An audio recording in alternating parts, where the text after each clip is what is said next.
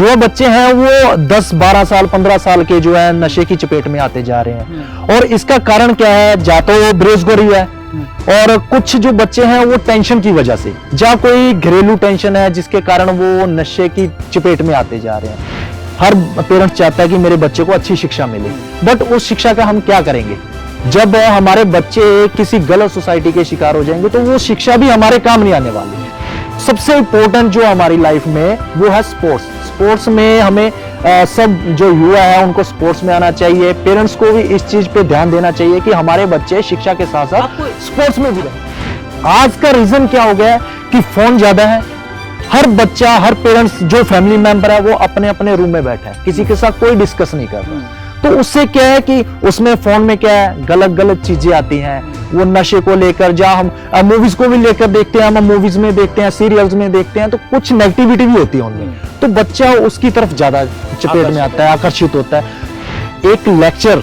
जो स्पेशल नशे के अगेंस्ट होना चाहिए, बच्चों को मोटिवेट करना चाहिए कि इन चीजों का जो इफेक्ट है वो ये है, इनसे बचने के लिए आपको ये करना चाहिए। जो गांवों में से अच्छे लेवल पर अच्छा टीचर है, अच्छा कोच है, या फिर अच्छे लेवल पर वो खेल रहा है खिलाड़ी, तो उसको सपोर्ट करनी चाहिए।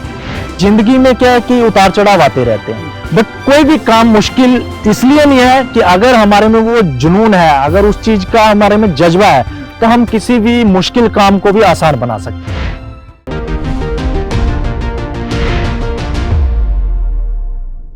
तो कर्नल भीम सिंह फाउंडेशन विक्रम सिंह जी टोहाना की ओर से लगातार नशे के खिलाफ जो मुहिम चलाई जा रही है, उसमें हमारी टीम अलग अलग गांवों, कस्बों, जिलों में जा रही है। और ऐसे ही आज हम जिस गांव में आए हैं ये चिमनो गांव है, और दीवाना और इसके आगे अगर जाएंगे तो रतिया आ जाएगा। लेकिन चिमनो गांव का अगर जिक्र करें, यहां पर तमाम तरह की चीजें देखने को मिलती हैं। साथ ही साथ यहां पर एक शख्स जो नेशनल इंटरनेशनली प्रख्यात नजर आते हैं, फेमस नजर आते हैं, उन्होंने दिव्यांग क्रिकेट टीम को कोच किया है। साथ ही साथ अफगानिस्तान क्रिकेट टीम जो दिव्यांग की थी उसके भी कोच अपॉइंट हुए थे। साथ ही साथ एक और हाल ही के दिनों में फिल्म घूमर आई है, जो अभिषेक बच्चन जिसमें नजर आ रहे हैं, और उसमें भी एक दिव्यांग क्रिकेट खिलाड़ी को अभिषेक बच्चन ट्रेन करते नजर आ रहे हैं, कोचिंग देते नजर आ रहे हैं। ये जो हमारे साथ शख्स मौजूद हैं, उनका यह दावा है कि जो घूमर फिल्म है उसको इन्होंने कई बरस पहले, तकरीबन 2018 में, वैसी ही कुछ स्क्रिप्ट इन्होंने खुद लिखी थी, और तकरीबन 25 से 30% हिस्सा जो घूमर मूवी का है वो इनका ही है। इस पर भी हम बात करेंगे। साथ ही साथ ये शख्स जो दिव्यांग क्रिकेट टीम को कोच कर रहे थे, इनका नाम दीपक कंबोज होता है। दीपक कंबोज साहब नशे के खिलाफ भी अपने गांव के साथ साथ नेशनल तौर पर भी, यानी कि राष्ट्रीय स्तर पर भी काम कर रहे हैं। दीपक कंबोज साहब हमारे साथ हैं। बहुत बहुत शुक्रिया दीपक भाई, आपका बहुत बहुत धन्यवाद। एक बार फिर हमारी मुलाकात हो रही है जी। और कैसे हैं पहले तो? बहुत बढ़िया, आप बताइए, आप कैसे हो? सब ठीक है? सब अच्छा है। कैसा गांव का माहौल नजर आ रहा है इस समय? देखिए, गांव का माहौल बहुत अच्छा है, और ज्यादातर अभी गांवों में जैसे स्पोर्ट्स है, स्पोर्ट्स को भी बढ़ावा दिया जा रहा है, और जो जनरेशन है, युवा जनरेशन है, वो भी स्पोर्ट्स में आ रही है अभी। तो अच्छा है माहौल जहां पर, तो काफी अच्छा भी लगता है कि जो यहाँ के बच्चे हैं वो खेलों में भी ज्यादातर आगे आ रहे हैं। अच्छा, खेलों में आगे आ रहे हैं। देखिए, आप कब से क्रिकेट की कोचिंग भी दे रहे हैं बाकायदा यहाँ, और दिव्यांग क्रिकेट टीम, जो भारतीय दिव्यांग क्रिकेट टीम है, उसको भी आप कोच कर चुके हैं बाकायदा। और इसके अलावा अगर हम देखें, नशे के खिलाफ भी आप मुहिम चलाते रहते हैं, जैसे कि कर्नल भीम सिंह फाउंडेशन विक्रम सिंह जी टोहाना की ओर से हम लोग मुहिम चला रहे हैं, वैसे आपने भी काम किया है जी।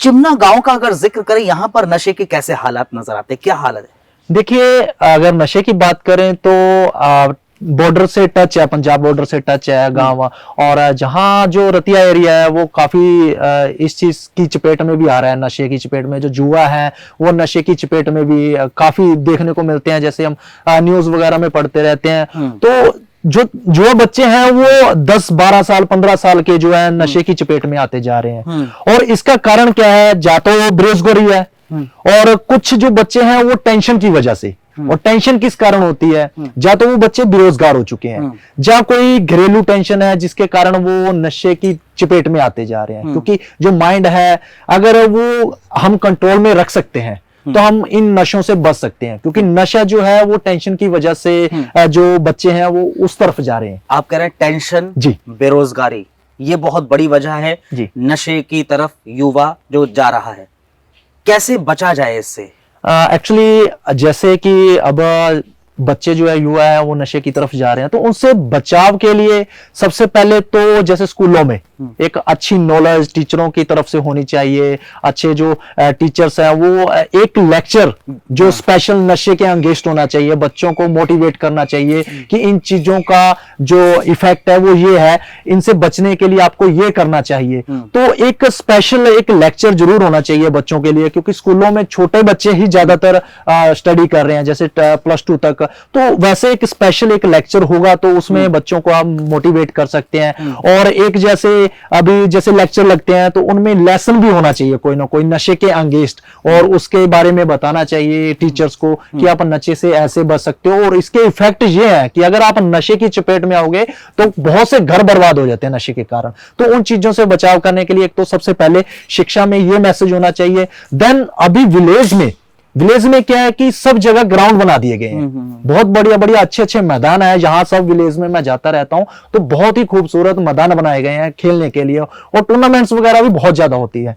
बट कुछ युवा जो है वो फ्री रहते हैं, क्योंकि फ्री जो है ना, जो बंदे का जो माइंड है वो अगर फ्री रहेंगे तो उनका माइंड जो है कहीं ना कहीं गलत, खाली दिमाग शैतान का घर है, तो कहीं ना कहीं डिवर्ट होगा। तो उन चीजों से बचने के लिए ग्राउंड बनाए गए हैं, और ग्राउंड में जो बच्चे युवा हैं उनको उधर उनका माइंड जो है उधर खींचना चाहिए ताकि वो अच्छी गेम में आ सके। मतलब खाली दिमाग ना होना चाहिए, उनको डाइवर्ट करके खेल की तरफ लाया जाए या फिर पढ़ाई की तरफ लाया जाए। जैसे अभी विलेज में विलेज में जो ग्राउंड्स बने हैं, तो ग्राउंड्स में क्या है कि अभी कोचिज नहीं है, बच्चे कहां जाएंगे, बच्चे फ्री है और बच्चे को सिखाने वाला कोई नहीं है ग्राउंड में।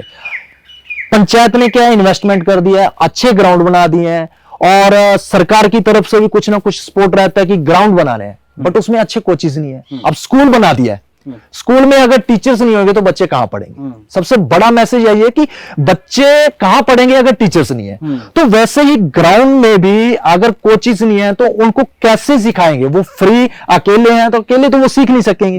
तो उनको मोटिवेट करने के लिए अच्छे टीचर्स होने चाहिए, अच्छे कोचिज होने चाहिए, और हर गांव में पंचायत की जिम्मेवारी भी बनती है कि वो एक अपना कोच उस ग्राउंड में, क्योंकि ग्राउंड में बहुत खूब पैसा लगता है, यहाँ पर हर विलेज में काफी अच्छा पैसा लगा, और उस चीज पे ध्यान देना चाहिए कि एक ग्राउंड में जब इतना पैसा इन्वेस्ट कर रहे हैं तो एक कोच या फिर अच्छा एक टीचर होना चाहिए जो कि बच्चों को गाइड कर सके। जैसे कि स्कूलों में भी ऐसा ही होता है कि स्कूलों में अगर टीचर होगा तो बच्चे पढ़ सकते हैं, और अगर टीचर नहीं होगा तो स्कूल का क्या फायदा। लेकिन एक और चीज है कि बच्चों को खासतौर पर जो आपने जिक्र करा शिक्षा, जी, जो हमारी शिक्षा है उस व्यवस्था में एक लेसन या फिर एक वही चैप्टर हो गया, या फिर जो स्कूल के शिक्षक हैं वो बच्चों को समझाएं, बताएं, जागरूक करें नशे को लेकर। ये सबसे बड़ा पॉइंट है, ये होना चाहिए इस वक्त।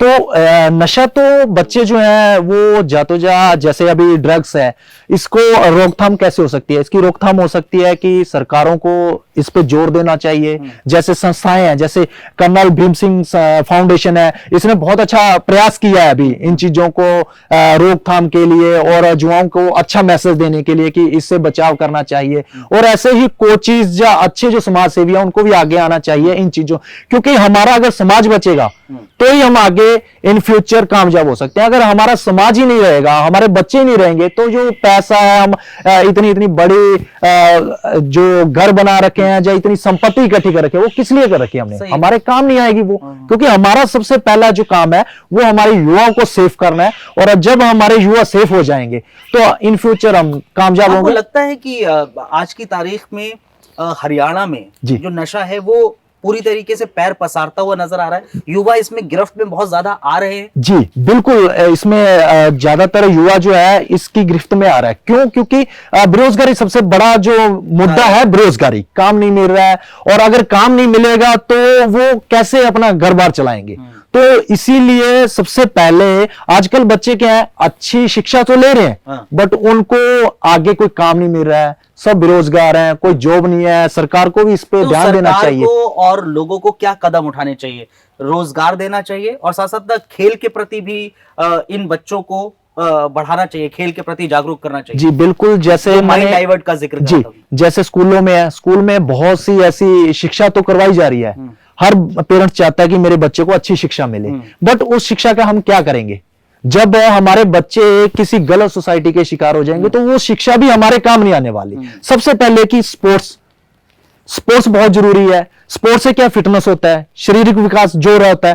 तो अगर बच्चे हमारे खेलों में रहेंगे तो एक नई जिंदगी मिलेगी। क्योंकि जैसे नॉर्मल कोई इंसान है, नॉर्मल और एक प्लेयर है, उनमें दिन रात का फर्क होता है। जब प्लेयर और आम आदमी, क्या अगर हम देखें, उदाहरण दूं मैं, तो उसमें क्या है कि जब नॉर्मल जो बंदा है वो अब शिक्षा कर रहा है, जब कुछ ऐसा है, फ्री रह रहा है, तो उसकी जिंदगी से ज्यादा जो बेटर है वो स्पोर्ट्समैन। एक एग्जांपल के तौर पर हम ले सकते हैं ना, नॉर्मल बंदा सुबह उठेगा 9 बजे, लेकिन स्पोर्ट्स पर्सन सुबह 4 बजे 5 बजे, हाँ 5 साढ़े 5 बजे आप प्रैक्टिस के लिए तैयार हो जाएंगे। 10 साल चेंज हो जाता है, 10 साल की एज डिफरेंस हो जाता है नॉर्मल और एक स्पोर्ट्समैन की लाइफ में। तो सबसे इंपॉर्टेंट जो हमारी लाइफ में वो है स्पोर्ट्स में हमें सब जो युवा है उनको स्पोर्ट्स में आना चाहिए। पेरेंट्स को भी इस चीज पे ध्यान देना चाहिए कि हमारे बच्चे शिक्षा के साथ साथ स्पोर्ट्स में भी रहें। आपको लगता है कि इसमें पेरेंट्स की भी बहुत बड़ी गलती होती है? क्योंकि आज की तारीख में जो बच्चा है, क्योंकि 18 से या 16 साल से 30 साल की उम्र का बच्चा ये इसकी गिरफ्त में ज्यादा है, लेकिन पेरेंट्स उन बच्चों पर ध्यान नहीं देते हैं और यही वजह है कि वो डाइवर्ट हो जाता है, नशे की तरफ चला जाता है। पेरेंट्स डाइवर्ट क्यों हो रहा है बच्चा? इसका रीजन क्या है? सबसे बड़ी चीज है फोन। सबसे बड़ी प्रॉब्लम जो है वो फोन है। क्यों? क्योंकि फोन आजकल के टाइम में सब जितने फैमिली मेंबर्स हैं सबके पास फोन है। हाँ। पहले क्या होता था, फोन नहीं होते थे, फैमिली ज्वाइंट रहती थी, बात करते थे, सब डिस्कस करते थे। आज का रीजन क्या हो गया है कि फोन ज्यादा है। हर बच्चा, हर पेरेंट्स जो फैमिली मेंबर है वो अपने अपने रूम में बैठा है, किसी के साथ कोई डिस्कस नहीं कर रहा। तो उससे क्या है कि उसमें फोन में क्या है, गलत गलत चीजें आती हैं। वो नशे को लेकर, जहां हम मूवीज को भी लेकर देखते हैं, हम मूवीज में देखते हैं, सीरियल्स में देखते हैं, तो कुछ नेगेटिविटी भी होती है उनमें। तो बच्चा उसकी तरफ ज्यादा चपेट में आता है, आकर्षित होता है। तो उन चीजों से बचाव करने के लिए एक तो फैमिली को, जो फैमिली मेंबर बड़े हैं, उनको अपने बच्चों पे ध्यान देना चाहिए। टाइम टू टाइम उन पर फोकस करना चाहिए कि हमारा बच्चा स्टडी में कैसा है, हमारा बच्चा स्टडी के बाद स्कूल से जब घर आ रहा है या कहीं और जा रहा है, तो उन चीजों को देखकर ध्यान में रखते हुए पेरेंट्स को ये चीजों पे भी फोकस करना चाहिए कि हमें अपने बच्चों को टाइम देना है, बच्चों के साथ डिस्कस करनी है कि हमारे बच्चे आज के समय में क्या कर रहे हैं। तो बच्चे उन चीजों से, जब बच्चों के साथ डिस्कस होगा तो बच्चे गलत सोसाइटी से बचेंगे। ये पेरेंट्स को करना चाहिए, बात करना चाहिए प्रॉपर, क्योंकि फोन आज की तारीख में जैसा आप बता रहे हैं कि वो गलत राह पर भी डाल देता है, अच्छी राह पर भी डाल देता है। वो बच्चे के ऊपर है, बच्चा किस ओर जा रहा है। लेकिन एक और चीज है, आप भी क्रिकेट कोचिंग देते हैं, बाकायदा यहाँ पर बच्चों को भी आप क्रिकेट कोचिंग दे रहे हैं। आप इंटरनेशनल लेवल पर दिव्यांग क्रिकेट टीम को भी कोच कर चुके हैं।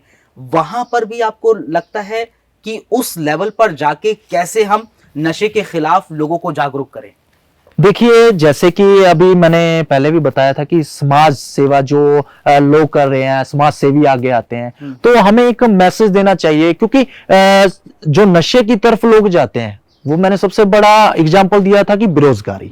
देन उसके बाद भी आजकल के गांवों में क्या है कि आजकल गांवों में और शहरों में बड़े बड़े अच्छे प्लेयर निकले हैं, अच्छे प्लेयरों ने अच्छे लेवल पे खेला भी है, बट उनको जो प्लेटफॉर्म आगे मिलना चाहिए था वो प्लेटफॉर्म उनको अच्छे लेवल पे जाकर नहीं मिल पाया, जिसकी वजह से उनके माइंड में डिप्रेशन का शिकार हुए, टेंशन हुई। क्यों? उसका रीजन क्या है कि उनको जॉब नहीं मिली। उन्होंने अपना जो पूरा टाइम था स्पेंड, जो पूरा टाइम था वो पूरा स्पोर्ट्स में दिया।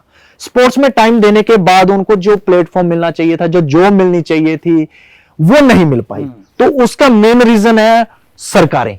सरकारों को भी इस चीज पे ध्यान देना चाहिए कि जो गांवों में से अच्छे लेवल पर अच्छा टीचर है, अच्छा कोच है, या फिर अच्छे लेवल पर वो खेल रहा है खिलाड़ी, तो उसको सपोर्ट करनी चाहिए और उसका जो बनता है, उसको जॉब है या कुछ भी है, उसको उसमें सेटल करना चाहिए, ताकि वो फ्री माइंड होके आगे भी अपना एक अच्छा मैसेज दे पाए, ना कि उसकी तरफ से नेगेटिव मैसेज। और दीपक भाई आगे चलते हैं और कुछ और बातचीत करते हैं इसी पर ही, क्योंकि जैसा कि आपने अभी बताया भी दीपक भाई कि जो लोग हैं, बहुत सारे लोग हैं जो खेल रहे थे, खेल के उनको वो मुकाम नहीं मिल पाया जी, और इस वजह से सरकारें हो या फिर किसी भी तरीके से वो मुकाम उनको हासिल नहीं हुआ, जिसकी वजह से वो भी नशे की चपेट में आ गए, नशे की तरफ हो गए आकर्षित। क्या सरकारों को और सामाजिक संस्थाओं को भी इस ओर ध्यान देना चाहिए कि अगर बच्चा खेल रहा है या फिर पढ़ रहा है तो उसको प्रॉपर गाइडेंस दिया जाए? जी बिल्कुल, जैसे कि कोई बच्चा अच्छे लेवल पे खेल रहा है तो सरकारों को चाहिए कि उनको सपोर्ट करना चाहिए, क्योंकि कोई भी खिलाड़ी जो है वो ऐसे तो नहीं है कि वो गांव में खेल रहा है, अगर अच्छे लेवल पे वो जाके खेल रहा है, बड़े लेवल पे उसने नाम कमाया है, तो सरकारों को ये मालूम रहता है कि इस सिटी में से, इस विलेज में से ये लड़का अच्छे लेवल पे खेल रहा है। ये तो है नहीं कि पूरा विलेज है, पूरा सिटी है जो वो पूरा का पूरा अच्छे लेवल पे, बड़े लेवल पे खेल रहा है, उसमें से कोई इक्का दुक्का खिलाड़ी होता है जो अच्छे लेवल पे खेलता है। तो ये सब एमएलए को भी मालूम रहता है, गांव के सरपंच को भी मालूम होता है, तो टाइम टू टाइम उनको, सबसे बड़ी बात है कि उनको सम्मानित करना चाहिए। कोई भी प्रोग्राम हो रहा है जिससे कि उस खिलाड़ी को अच्छा लगे और खिलाड़ी एक अच्छा मैसेज दे पाए। उसके बाद सरकारों को भी इस चीज पे ध्यान देना चाहिए कि उसका जो बनता है, गवर्नमेंट का जो सिस्टम है कि उनको आगे जाके सम्मानित भी करना चाहिए और समय जो भी मिलना देखना चाहिए। जी, जैसे कि मैंने एक एग्जांपल दिया था कि पंचायतों ने बढ़िया बढ़िया स्टेडियम बना रखे हैं, उसमें कोचेज नहीं है, उसमें सिखाने के लिए कोई अच्छे प्लेटफॉर्म नहीं है, अच्छे सोर्सेज नहीं है, तो उसमें क्या है कि अगर कोई विलेज का या सिटी का कोई बड़े लेवल पे बंदा काम कर रहा है तो उसको वो जॉब देनी चाहिए।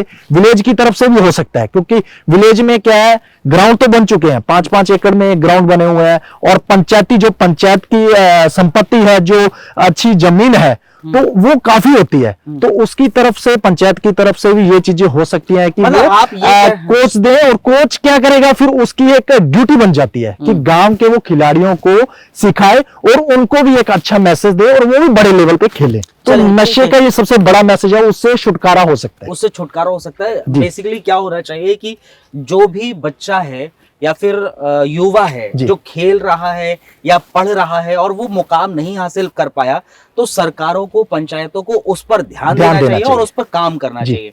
अब मैं आपकी बात करता हूँ, आप दिव्यांग क्रिकेट टीम को कोच कर रहे थे और बेसिकली कर भी रहे हैं। दिव्यांग क्रिकेट टीम को कोच करना कैसे आपने सोचा? क्योंकि वो फिजिकली चैलेंज है, उनका जाहिर तौर पर वो सक्षम नहीं है पूरी तरीके से।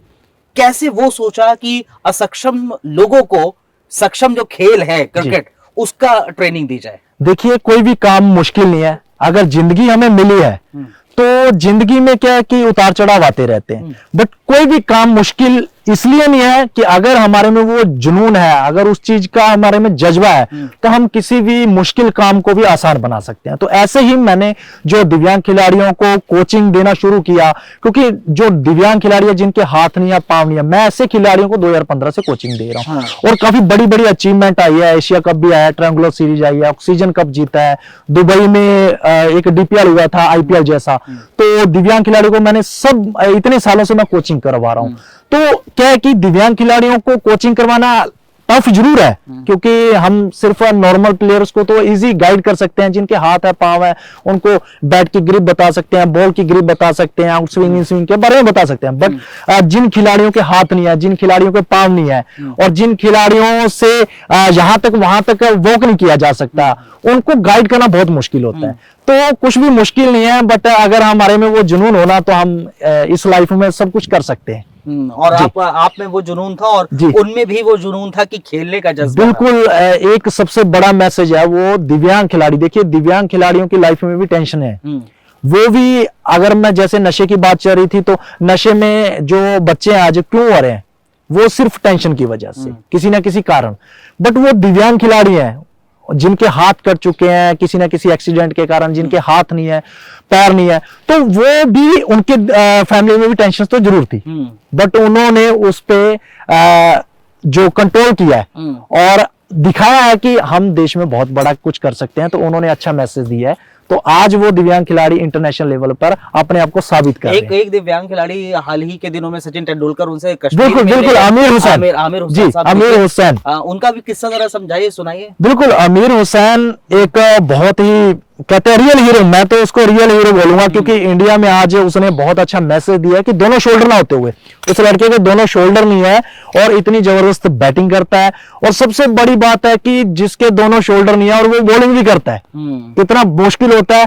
सब सोचेंगे कि बॉलिंग कैसे करेगा, जिसके शोल्डर ही नहीं है, बिल्कुल जहां से कट हो चुके हैं, वो बैटिंग बॉलिंग कैसे करेगा। बैटिंग तो देखो कर सकता है किसी ना किसी का, बट बॉलिंग का सबसे बड़ा मैसेज मैं बताना चाहूंगा कि वो बंदा जो है खिलाड़ी हमारा आमिर हुसैन, वो पाम से जो थंब है उसमें ग्रिप करता है और पूरी लेग को सिर के ऊपर से रोल करके प्रॉपर फिर बॉलिंग करते हैं। और सबसे बड़ी बात, बैटिंग किसने की थी, इंडिया का जो एक्स प्लेयर है, इंटरनेशनल प्लेयर अजय जडेजा, अच्छा, उसने जो आमिर हुसैन की बॉलिंग पे बल्लेबाजी की थी, और वो भी वीडियो बहुत वायरल है। जी अजय जडेजा साहब बहुत अच्छे प्लेयर रहे हैं, उनकी फिल्म भी आई थी सनी देओल जी और सुनील शेट्टी जी के साथ, खेल मूवी। हालांकि वो फिल्म में उतना नहीं जज पाए, लेकिन जी क्रिकेट में उन्होंने बहुत मुकाम हासिल किए, टेस्ट खेले हैं काफी। अजय जडेजा साहब के ने उनको फेस किया था, आमिर को फेस किया था, क्या बात है। अच्छा, उसके अलावा अगर जिक्र करें, देखिए आप आमिर की भी बात हो गई, हाल ही के दिनों में एक मूवी आई घूमर, अभिषेक बच्चन उसमें बकायदा किरदार निभा रहे हैं, अभिनेत्री हैं एक, उनका एक्सीडेंट हो जाता है, वो दिव्यांग हो जाती हैं, अभिषेक बच्चन उनको एक तरीके से ट्रेनिंग दे रहे होते हैं, कोचिंग दे रहे होते हैं।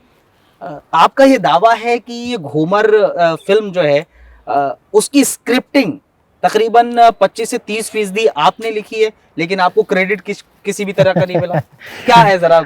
एक्चुअली मैं ये बताना चाहता हूँ, जरूर बताना चाहूंगा कि जो घूमर मूवी आई है, सबसे बड़ी बात तो ये लगी मेरे को कि घूमर मूवी में जो चीजें दिखाई गई हैं वो कहीं ना कहीं मेरी लाइफ से रिलेटेड जरूर है। अच्छा। मैं दिव्यांग खिलाड़ियों को कोचिंग दे रहा हूँ, जैसे रियल लाइफ में मैं दिव्यांग खिलाड़ियों को सिखा रहा हूँ जिसके हाथ नहीं या पाँव नहीं, वैसे ही घूमर मूवी में अभिषेक बच्चन जी उस हीरोइन को गाइड कर रहे हैं जिसका एक्सीडेंट हो जाता है, हाथ कट जाता है, और ऐसे उसको उस लड़की को कोचिंग देता है जैसे रियल लाइफ में मैं इंटरनेशनल लेवल पर इन दिव्यांग खिलाड़ियों को आप ये कह रहे हैं कि अभिषेक बच्चन का किरदार आपका किरदार है? बिल्कुल वैसा ही है, देखा जाए तो वैसा ही किरदार है, और मैंने वो स्टोरी 2018 में लिख दी थी, और मेरे को थोड़ा सा स्टार्टिंग में जैसे मैं दिव्यांग खिलाड़ियों को मिलता था और सब दिव्यांग खिलाड़ी मेरे से कोचिंग लेते थे, इंटरनेशनल लेवल पे खेले, तो मैं सबसे कुछ ना कुछ डिस्कस करता रहता था कि आपका जो हाथ कटा है या पाँव कटा है, किस कारण आपके साथ जो ये हादसा हुआ है, क्या कारण है इसका, तो वो सब कुछ मेरे को बताते थे। उनकी बहुत ही इमोशनल स्टोरीज थी और वो बताते थे मेरे को कि हमारे साथ ये चीजें हुई, तो मैंने एक डायरी रखी हुई थी अपनी, तो डायरी पे मैं राइट करता था, और राइट करने के बाद जैसे मैंने काफी खिलाड़ियों के सर्च किया, उनकी लाइफ को जाना, और मैंने राइट करना शुरू कर दिया। तो एक दिन मेरे माइंड में आया, क्योंकि एक मूवी आई थी इकबाल मूवी में एक गुंगा दिखाया गया कैरेक्टर, जी उनका कैरेक्टर जो है गुंगे का दिखाया गया, उस पर मूवी आई थी, तो वो बहुत अच्छी मूवी, इमोशनल मूवी थी, मोटिवेशनल मूवी थी। तो वैसे ही मैंने भी सोचा कि अगर उन पे मूवी बन सकती है तो दिव्यांग खिलाड़ियों के ऊपर भी मूवी बन सकती है, उनके बारे में भी बताया जा सकता है। तो फिर मैंने धीरे धीरे वो स्क्रिप्ट लिखना शुरू किया, और 2018 में मैंने बहुत ही अच्छी एक बहुत जबरदस्त स्टोरी लिख दी थी जिसमें बहुत बड़ा मैसेज है। और मैं चाहता हूं कि अगर इन फ्यूचर जैसे अभी घूमर फिल्म आई है, तो मैंने अभिषेक बच्चन साहब को भी मैंने मेल डाला है, तो मैंने उनको भी भेजा है। और सबसे बड़ी बात है, जो मेन हीरोइन है उसने मेरी कुछ स्टोरी जो है वो अपनी इंस्टाग्राम आईडी पे भी मेंशन की थी और वहां पे लगाया था, तो वो मेरे को अच्छा लगा। और मैं चाहता हूं कि हाँ, आप क्या चाहते हैं वही मैं भी जानना चाहता हूं कि अगर आप कह रहे हैं 20 से 25 या 30% जी। वो आपकी स्क्रिप्टिंग है, आपने लिखी है और जी। आपकी तरह ही बनी हुई है। आप दिव्यांग खिलाड़ियों को कोचिंग देते हैं, अभिषेक बच्चन उस दिव्यांग खिलाड़ी को कोच दे रहे हैं। आप एक तरीके से अभिषेक बच्चन का किरदार आपका किरदार है, तो बिल्कुल। आप चाहते क्या है? मैं ये चाहता हूं कि जैसे बॉलीवुड में ये मूवी आई, इसने अच्छा मैसेज दिया दिव्यांग खिलाड़ियों के लिए, तो मैं भी चाहता हूं कि जैसे घूमर मूवी है, घूमर 2 मूवी बनाई जा सकती है। अच्छा। आर बाल्की जी प्रोड्यूसर हैं उसके, तो मैं चाहता हूं कि नेक्स्ट मूवी बने और मैं उसकी स्क्रिप्ट देना चाहता हूं, और स्क्रिप्ट में मैं सारी चीजें शो करना चाहता हूं कि ये चीजें दिव्यांग खिलाड़ियों की है, और ऐसी एक मूवी आनी चाहिए, क्योंकि MS धोनी मूवी आई, एक खिलाड़ी पर आधारित थी, एक खिलाड़ी के बारे में दिखाया गया था, तो उसमें सुशांत सिंह राजपूत है, उनका जो कैरेक्टर है वो दिखाया गया है MS धोनी का। तो मैं चाहता हूं कि इसमें भी एक रियल कैरेक्टर दिखाया जाए, जैसे कि कोच का, खिलाड़ी आप का। ये कह रहे हैं दीपक कंबोज बिल्कुल। का कैरेक्टर आप दिखाइए, जी। वो अभिषेक बच्चन किरदार निभाएं या फिर कोई भी XYZ, दिखाएं। कोई भी जी। इसमें जैसे लड़की दिखाई गई है, उसमें दिव्यांग खिलाड़ी भी दिखाया जा सकता है, और उसकी बायोग्राफी दिखाई जा सकती है। जी बिल्कुल। और एक अच्छा मैसेज जा सकता है, जैसे कि गदर फिल्म आई, गदर 2 मूवी आई, उसके बाद सिंघम मूवी आई, सिंघम 2 रीमेक चाहता हूं मैं कि एक रीमेक बने, घूमर 2 का, एक घूमर 2 मूवी आए इंडस्ट्री में, जिसका कि बहुत बड़ा मैसेज, मैं दावा करता हूं कि इसका जो मैसेज रहेगा, ये घूमर मूवी है, इससे काफी बड़ा जाएगा और इसका बहुत बड़ा मैसेज आएगा, क्योंकि पूरे वर्ल्ड में दिव्यांग खिलाड़ी हैं, और मैं हर चैनल के माध्यम से भी मैं बताता आ रहा हूं कि ये घूमर फिल्म है, और मैं चाहता हूं कि घूमर 2 मूवी जरूर बने, और अभिषेक बच्चन साहब और अमिताभ बच्चन साहब से मैं जरूर मिलना चाहूंगा इस पर्पज पर, और मैं उनसे जरूर बात करना चाहूंगा कि ये मूवी आनी चाहिए इंडस्ट्री में, और चाहे उसके लिए मुझे कुछ भी करना पड़े, कितना भी प्रयास करना पड़े मुझे, वो मैं चाहूंगा कि मूवी आए कैसे ना कैसे इंडस्ट्री में, और एक बहुत बड़ा मैसेज आएगा, क्योंकि ये स्टोरी जो है, जो एक प्रोड्यूसर है, एक्टर है, उसको क्या चाहिए, सबसे बड़ी चीज चाहिए कि जब इंडस्ट्री में कोई मूवी आती है तो उसको देखने वाले हों लोग।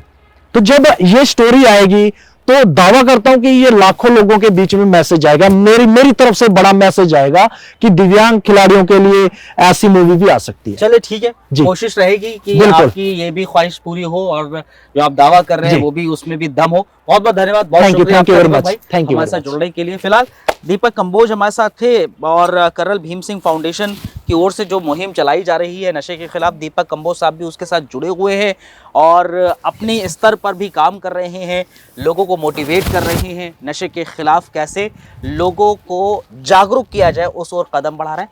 आप और हम लगातार इस मुहिम से जुड़ रहे हैं। आप लोगों का बहुत बहुत धन्यवाद जो कर्नल भीम सिंह फाउंडेशन विक्रम सिंह जी टोहाना की जो मुहिम है उसका हिस्सा बन रहे। एक और गांव में हम पहुंचेंगे तो आपसे फिर से मुलाकात होगी। शुक्रिया आप सभी का।